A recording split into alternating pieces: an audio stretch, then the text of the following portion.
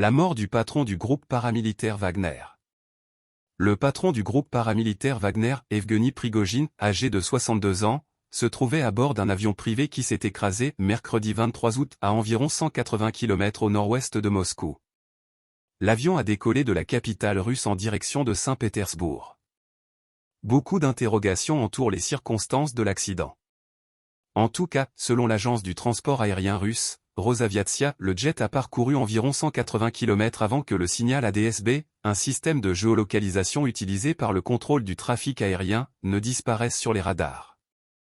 Immédiatement, une enquête a été ouverte pour violation des règles de sécurité du transport aérien et une équipe d'experts a été envoyée sur place pour déterminer les causes de l'accident. Qui était vraiment Evgueni Prigojine ? Après avoir passé 9 ans en prison pour des délits de droit commun, Evgueni Prigojine fait fortune, à sa sortie de prison, dans le domaine de la restauration. En 2014, il prend la direction de la société militaire privée, le groupe Wagner. Il recrute une milice privée. D'abord composée de vétérans endurcis de l'armée et des services spéciaux russes pour des opérations paramilitaires dans différents pays, Syrie, Afrique, Ukraine, en soutien à des États défaillants ou à des régions sécessionnistes en appui de la politique russe. Il s'impose médiatiquement par ses critiques virulentes à l'égard de Sergueï Shoïgu, ministre russe de la Défense et de l'état-major de l'armée, qu'il a traité d'incompétent et d'idiot. En juin 2023, il lance ses troupes dans une rébellion contre l'État russe. Acte que Vladimir Poutine a qualifié de trahison.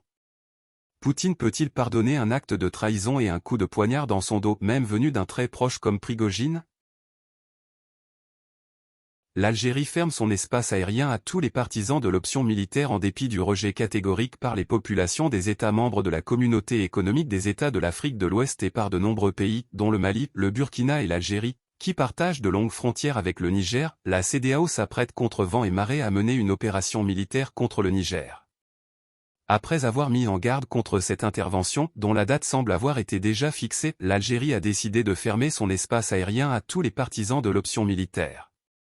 Par ailleurs, l'Algérie a donné une fin de non-recevoir, ferme et sans équivoque, à la demande française de survol de son territoire pour attaquer le Niger. Un refus qui fait écho à l'interdiction, en octobre 2021, de son espace aérien aux avions militaires français opérant au nord du Mali.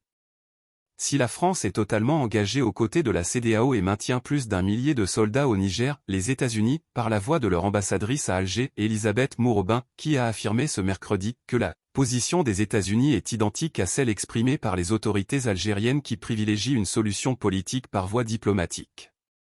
Une position déjà exprimée par le secrétaire d'État Anthony Blinken, lors de la visite à Washington, du ministre algérien aux Affaires étrangères Ahmed Attaf. La Chine, l'Afrique du Sud et beaucoup d'autres pays ont exprimé leur inquiétude face aux conséquences d'une intervention militaire qui sèmerait le chaos sur tout le continent africain, avec le risque d'une balkanisation de toute la région du Sahel. Au même moment, le président algérien Abdelmadjid Tebboune a dépêché, depuis mercredi 23 août, son ministre des Affaires étrangères pour une tournée au Nigeria, au Bénin et au Ghana afin de tenter d'éloigner le spectre de la guerre et pour les inciter à chercher une solution politique au problème nigérien.